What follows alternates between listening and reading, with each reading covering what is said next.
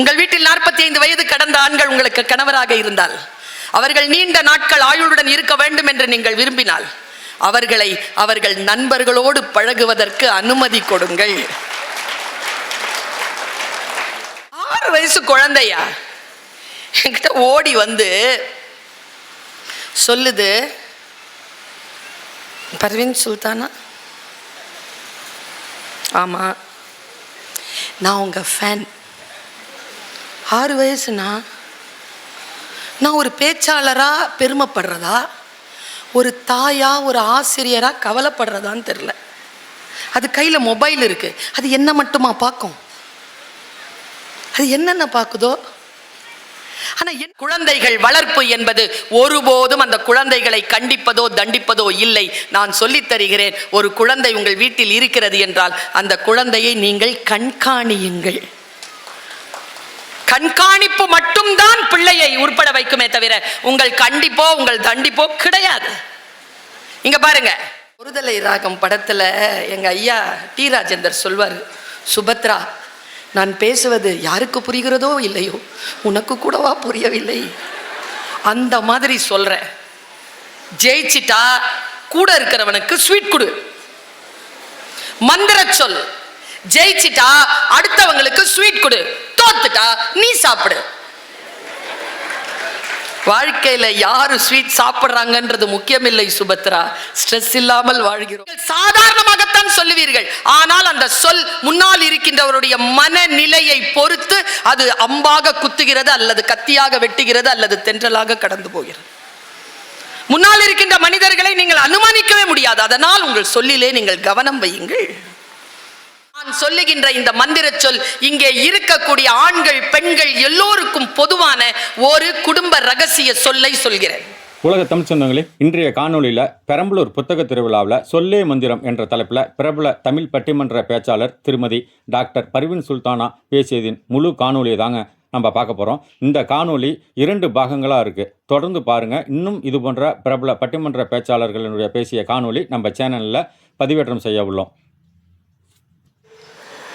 என்று அவருக்கு அவரே உடன்படிக்கை செய்து கொண்டதன்படி இன்றும் அந்த வாக்கியத்திற்கு வாழ்வளித்துக் கொண்டிருக்கிற மதிப்புமிகு பர்வீன் சுல்தானா அம்மா அவர்களை சொல்லே மந்திரம் என்று சொல்ல அழைக்கிறேன்.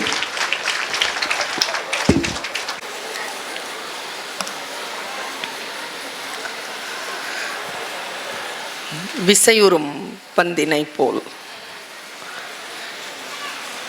விசை உறும் பந்தினை போல் உள்ளம் வேண்டியபடி செல்லும் உடல் கேட்டேன். நசையரு மனம் கேட்டேன், நித்தம் நவம் என சுடர் தரும் உயிர் கேட்டேன். அசைவரு மதி கேட்டேன், இதை அருள்வதில் உனக்கெதும் தடையுள்ளதோ, வல்லமை தாராயோ இந்த மாநிலம் பயனுற வாழ்வதற்கு.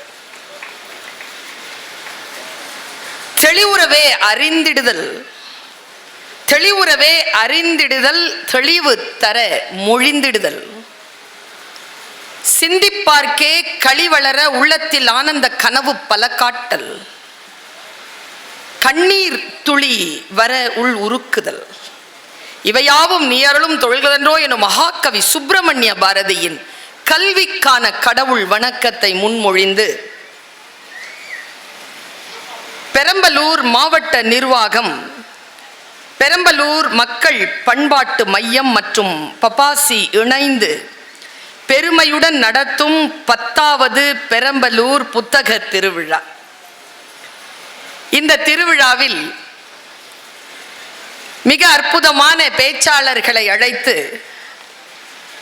இந்த நிகழ்ச்சியை ஏற்பாடு செய்திருக்கிறீர்கள். நிகழ்ச்சியை காட்டிலும் இந்த புத்தக திருவிழாவை நடத்துவதற்காக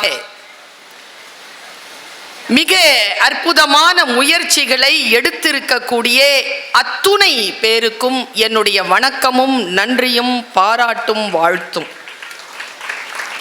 மாவட்ட ஆட்சியர்கள் நிறைந்திருக்கக்கூடிய சபை, அவர் முன்னிலை வகித்துக் கொண்டிருக்கிறார். மேடையில் மிக சிறப்பாக பேசி அமர்ந்திருக்கக்கூடிய 2 ஆளுமைகள், ஒரு கல்வி நிறுவனத்தின் தாளாளர், இவர்கள் அத்துணை பேரையும் வணங்கி மகிழ்கிறேன். எப்பொழுதுமே இத்தகைய புத்தக திருவிழாக்களில் பேசுகின்ற பொழுது என்னை அறிமுகம் செய்த அந்த தோழமை சொன்னது போல, பேசியதை பேசிவிடக் கூடாதே என்கின்ற கவனம் ஒரு கவலையாக வந்து தொத்திக்கொள்ளும். அதுல வேற இவங்க பேசினத பேச மாட்டாங்கன்னு சொன்னதுனாலேயே எங்கேயோ நான் பேசியிருக்கிற 2 பாயிண்ட் அழிச்சிட்டேன். நான் இந்த மாவட்ட நிர்வாகத்துக்கு சொல்றேன், மிக பிரமாதமான அவை பெரம்பலூர் அவை. நான் இதை வெறும் உங்களுக்காக சொல்லவில்லை. இங்கே 10 ஆண்டுகளுக்கு முன்னால் நான் பேசிய பேச்சினால் நான் அடைந்த புகழும் செல்வாக்கும் இன்றளவும் என்னை உயர்த்தி கொண்டிருக்கிறது. அதற்காக என் அன்பு தம்பி சரவணனுக்கு என்னுடைய மனமார்ந்த நன்றி. கூடுதலா அவங்க எத்தனை பேர் சார்பிலும் மாவட்ட ஆட்சியருக்கு ஒரு நன்றியை சொல்லிடுறேன். என்னன்னா, தமிழனுக்கு முதற் பொருள் நிலம்யா. இந்த நிலம்னு ஒன்று இருந்தாதான் அதுல கால் பதிஞ்சு சில வேலைகளை செய்ய முடியும்.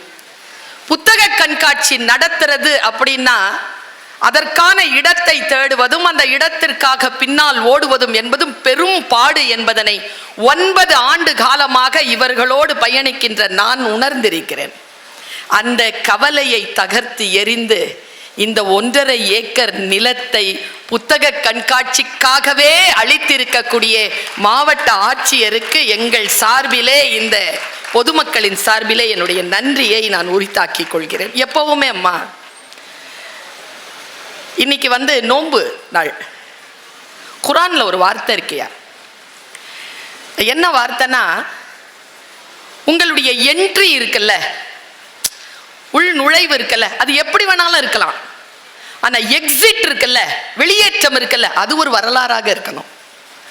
நீங்க எப்படி இந்த மாவட்டத்திற்குள் அதிகாரியாக வந்தீர்களோ, ஆனால் உங்களுடைய அடுத்த நிலைக்கு உங்களுடைய பணிக்காக நீங்கள் செல்லும் பொழுது இந்த பெரம்பலூரிலே நீங்கள் ஒரு வரலாற்று நிகழ்வை நிகழ்த்திவிட்டு செல்லுகிறீர்கள் என்கின்ற ஒரு மனப்பதிவை நான் உங்களுக்கு சொல்லுகிறேன். உங்களுக்கு என்னுடைய நன்றி. என்னன்னாயா, இந்த சரவணனுக்கு சொல்றேன், நல்லா பேசுறவங்கள 2 பேரை போடுங்க. 3 போட்டிங்கன்னா பேசுறவங்களுக்கு என்ன குறை? பேசுறவங்க சூப்பரா பேசிட்டு போயிடுவாங்க. கேட்கணும்ல, பாத்திரம் ஒன்று இருக்குல்ல, அது நாதன் பேசியதற்கு பிறகு சபை நிறைவடைந்து விட்டது. அவர் அவ்வளவு சிறப்பாக பேசி இருக்கிறார். இதற்கு மேலே ஏறி நின்று நாம் பேசணும். அவருடைய தலைப்பு மாபெரும் சபைதனிலே, என் தலைப்பு சொல்லே மந்திரம். நான் யோசித்து பார்க்கிறேன், மந்திரமாக சில சொற்களை சொல்ல வேண்டும் என்று உங்களுக்கு முன்னால் நிற்கிறேன். எப்பவுமே நல்லா தெரிஞ்சுக்கோங்க, யார் நல்ல பேச்சாளர் தெரியுமா?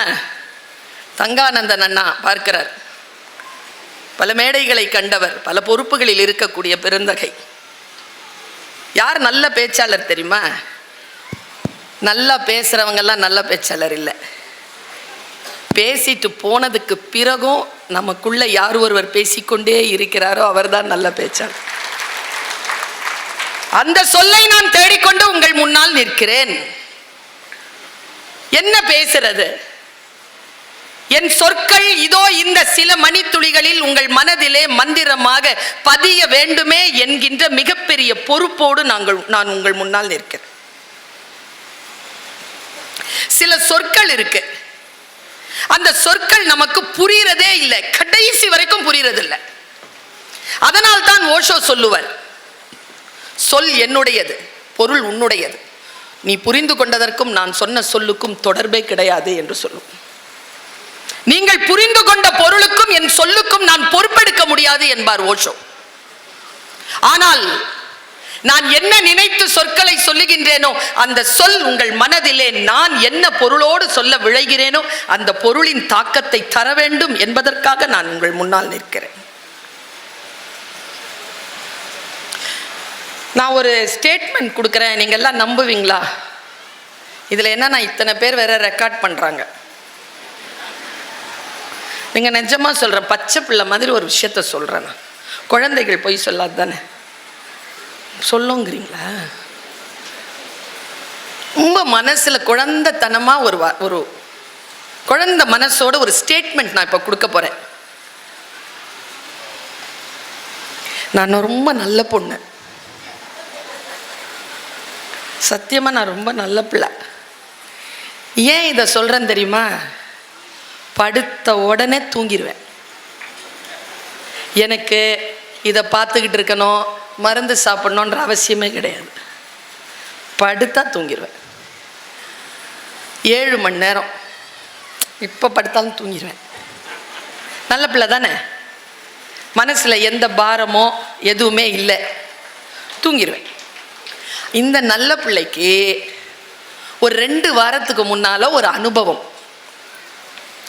நான் அமெரிக்கா போயிட்டு வந்தேன். போன மாதம் 28ஆம் தேதி தான் வந்தேன். 15 நாள் அங்கே இருந்தேன். நிறைய மாகாணங்களுக்கு சுற்றி திரிஞ்ச, கலிஃபோர்னியாவிலேருந்து நியூ ஜெர்சி வரைக்குமான சுற்று, பெரிய பயணம். இந்த ஜெட்லாக்னு ஒரு விஷயம் சொல்லுவாங்க. அது வந்து நம்முடைய பயாலஜி இருக்குல்ல, நம்முடைய உயிரியல்ல ஒரு கடிகாரம் இருக்கு. சரியா பசிக்கும், சரியா தூக்கம் வரும். இல்லை என்ன வெளிநாட்டுக்கு போயிட்டு வந்தா பிரச்சனைனா, அங்கே 12 மணி மதியானம்னா இங்கே நைட்டு 12 மணி. இதனால இந்த உயிரியல் தன்மை கொஞ்சம் மேலே கீழையா மாறும். எனக்கு இவ்வளோ நாளாக பயணம் பண்ற அது மாறல. ஒரு 10 நாளைக்கு முன்னால ராத்திரி 12 மணி மதுரையில் தனியா இருக்கிறையா, 12 மணிக்கு தூக்கம் வரல. பளிச்சுன்னு பல்பு எரியுது. ஏந்திரிச்சு உட்கார்றேன், தூக்கமே இல்லை. என்னடா பண்ணலாம், வீட்டுக்கு ஃபோன் பண்ணலாமா, எதுக்கு தூங்குற ஆளை எழுப்புறது, முழிச்சிட்டு இருப்பாங்களோ இல்லை கவலைப்பட்டுருவாங்களோ பேசினா, அதனால் வீட்டுக்கும் ஃபோன் பண்ணல. என் மேலே எனக்கு அவ்வளோ ஒரு கோபம், எனக்கு ஸ்ட்ரெஸ் வருது. ஸ்ட்ரெஸ் ஆங்கில வார்த்தைக்கு அர்த்தம் தெரியுமா? இப்போ 4.5 வயசு குழந்தைக்கெலாம் வருது. என் வீட்டில் ஒரு பிள்ளை 4.5 வயசு, குழந்தைகளை வளர்ப்பது எப்படின்னு புக்கு படிக்குது. எதுக்குடா நீ படிக்கிறேன்னா, இந்த மாதிரி எங்கள் அம்மா அப்பா என்னை வளர்க்குறாங்களான்னு பார்க்குற, ஒரே ஸ்ட்ரெஸ்ஸாக இருக்குங்குது. ப்ரெஷருக்கும் ஸ்ட்ரெஸ்க்கும் வித்தியாசம் என்ன தெரியுமா?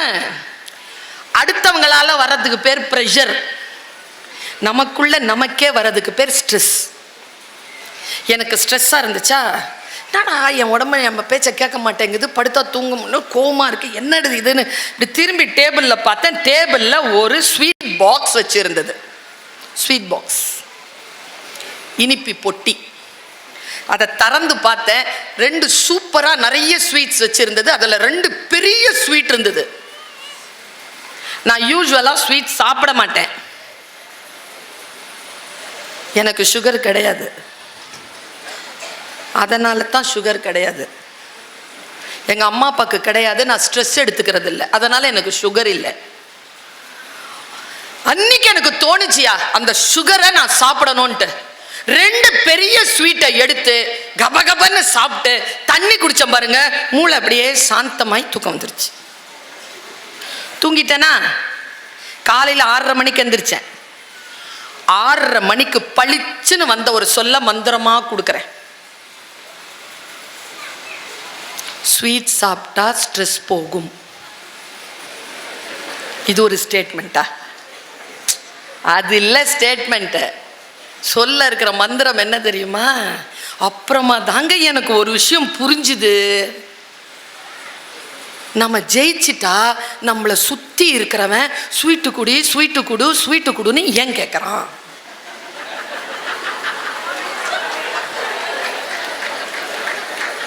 புரிஞ்சிருச்சா?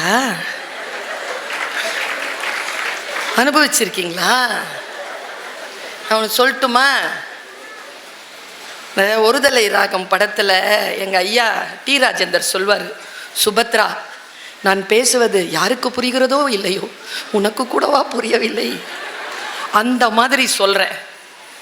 ஜெயிச்சிட்டா கூட இருக்கிறவனுக்கு ஸ்வீட் கொடு, மந்திர சொல். ஜெயிச்சிட்டா அடுத்தவங்களுக்கு ஸ்வீட் கொடு, தோத்துட்டா நீ சாப்பிடு. வாழ்க்கையில் யாரு ஸ்வீட் சாப்பிட்றாங்கன்றது முக்கியம் இல்லை சுபத்ரா, ஸ்ட்ரெஸ் இல்லாமல் வாழ்கிறோமா அதுதான் முக்கியம் என்பதனை புரிந்து கொள்ளுங்கள். ஒரு விஷயம் புரிஞ்சிருச்சா எனக்கு?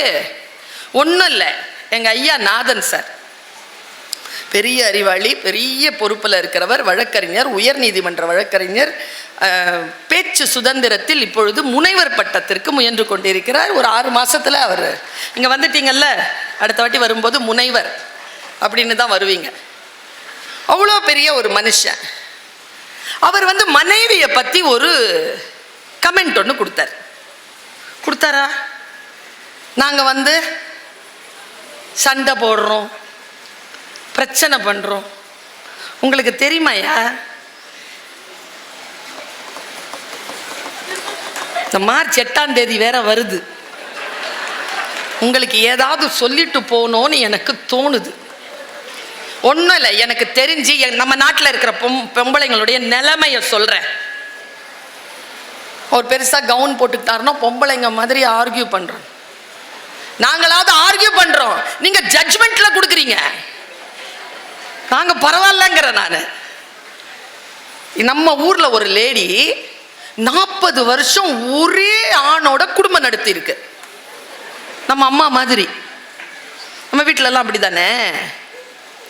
அந்த லேடி கிட்ட போய் இந்த மாதிரி யாரோ ஒருத்தர் 40 வருஷமா ஒரே மனிதரோட குடும்பம் நடத்துறீங்களே, உங்க குடும்பத்தில் உங்க கணவர் அவ்வளோ நல்லவரா, அவரை பற்றி ஏதாவது சொல்லுங்கன்னு கேட்டுச்சா?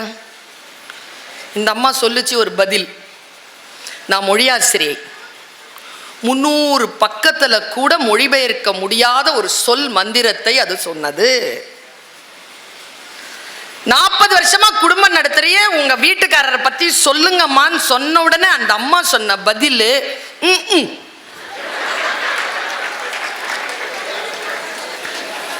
இது நம்ம ஊர் லேடி. ஒன்றும் இல்லை, என் பக்கத்தில் உட்காந்துருந்தாங்கல்ல இந்த தாளாளர், பள்ளிக்கூட தாளாளர், அவ்வளோ நேரமாக அமைதியாக தானே உட்காந்துருந்தாங்க. பார்த்தீங்களா நீங்கள்? திடீர்னு பதட்டமானாங்க தெரியுமா? என் பக்கத்தில் வந்து உட்காந்துக்கிட்டாங்க தெரியுமா? ஒன்றும் இல்லை, அவர் வீட்டுக்காரர் வந்தார். துடிக்குது அந்த அம்மா. ஆமாங்க, நான் சொன்னேன் உங்கள் பேரை சொல்லுங்க, சொல்லணும் மேடை. நான் ஒன்றுமே இல்லைங்க, எங்கள் வீட்டுக்காரர் வந்திருக்காருங்க.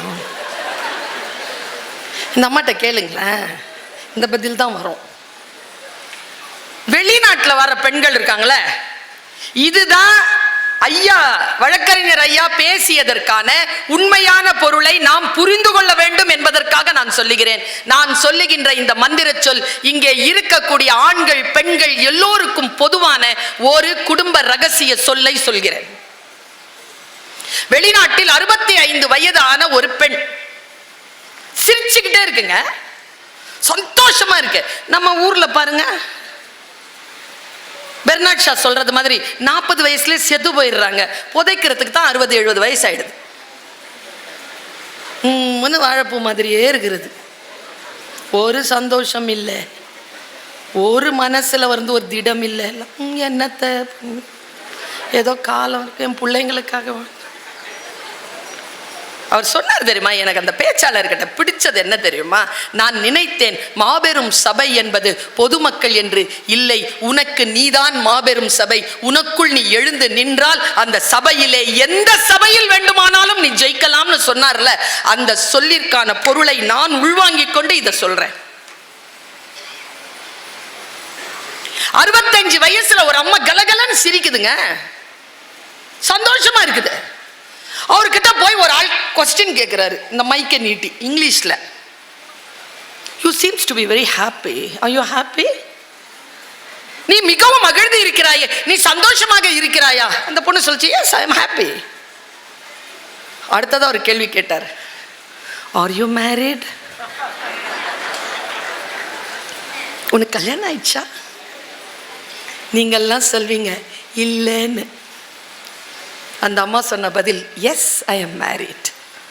அந்த ஆள் கேள்வி, ஸ்டில் யூ ஆர் ஹாப்பி? இதற்கு பிறகும் நீ மகிழ்ச்சியாக இருக்கிறாயா? அந்த அம்மா அந்த பதில மந்திர சொல்ல வீட்டுக்கு எடுத்துட்டு போங்க, இந்த இன்னியோட நிறுத்துங்க. அந்த அம்மா என்ன பதில் தெரியுமா சொல்லுச்சு? ஆம், நான் மகிழ்ச்சியாக இருக்கிறேன்.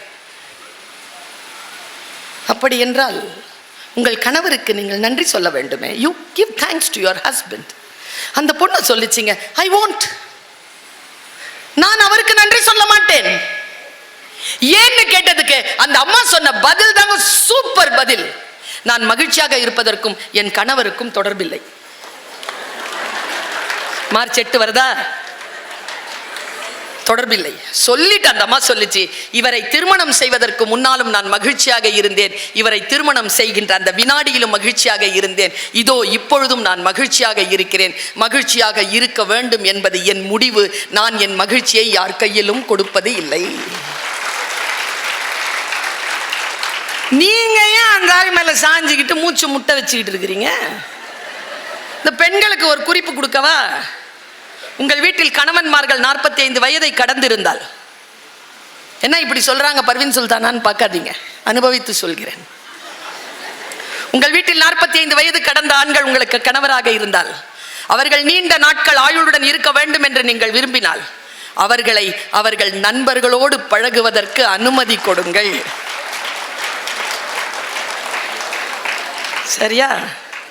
அப்புறம் இன்னொரு விஷயம் சொல்றேன், இந்த ஆண்களுக்கு சொல்றேன், என்ன வேணாலும் செய்யுங்க, உங்க செயல்பாடுகள் கொஞ்சம் தப்பும் தவறுமாகத்தான் இருக்கும், அதை பொறுத்து கொள்கிறோம். ஒன்று சொல்கிறேன், எப்பொழுது அது பாவம், எப்பொழுது அது குற்றம் என்று தெரிகிறதோ அப்பொழுதே அதை நிறுத்தி கொண்டு வீட்டிற்கு திரும்புங்கள். மந்திர சொல்.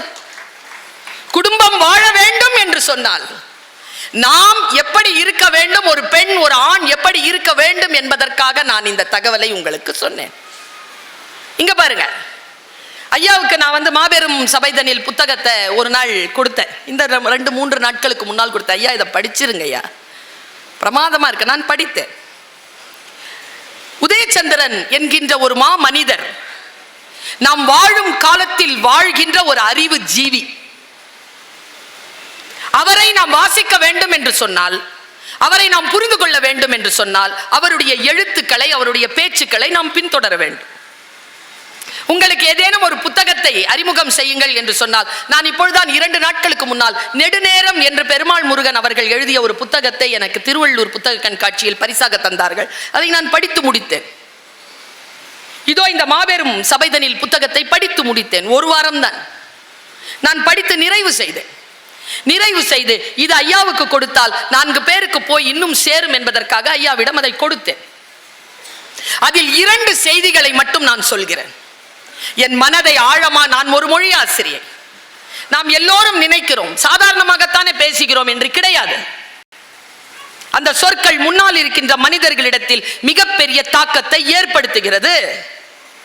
நீங்கள் சாதாரணமாகத்தான் சொல்லுவீர்கள், ஆனால் அந்த சொல் முன்னால் இருக்கின்றவருடைய மனநிலையை பொறுத்து அது அம்பாக குத்துகிறது, அல்லது கத்தியாக வெட்டுகிறது, அல்லது தென்றலாக கடந்து போகிறது. முன்னால் இருக்கின்ற மனிதர்களை நீங்கள் அனுமானிக்கவே முடியாது. அதனால் உங்கள் சொல்லிலே நீங்கள் கவனம் வையுங்கள். ரொம்ப அழகா அவர் வதந்தி பத்தி பேசினார், ஜூலியஸ் சீசர் பத்தி பேசினார். அவன் பிடில் வாசிக்கவே இல்லை. 2000 ஆண்டு காலமாக அவனை வதந்திகளால் கொன்று கொண்டிருக்கிறோம் என்கின்ற செய்தியை அவர் சொன்னார்.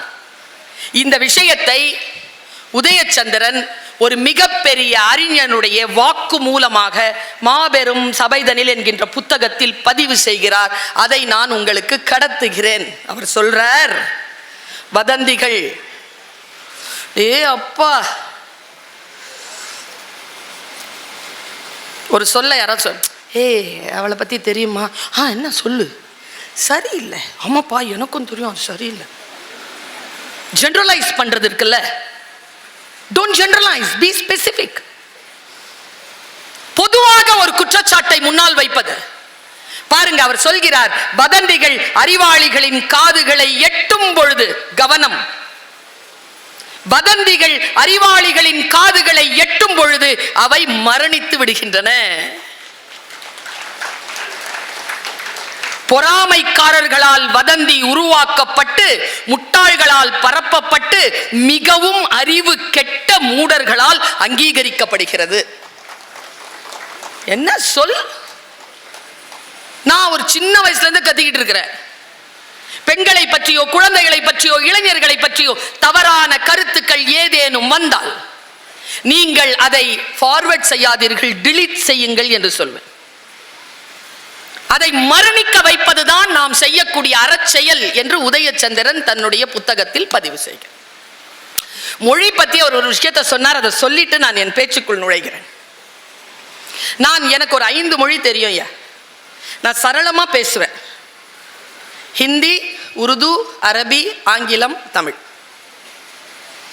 யாமறிந்த மொழிகளிலே தமிழ் மொழி போல் இனிதாவது எங்கும் காணோம் என்பது என் வாழ்க்கை.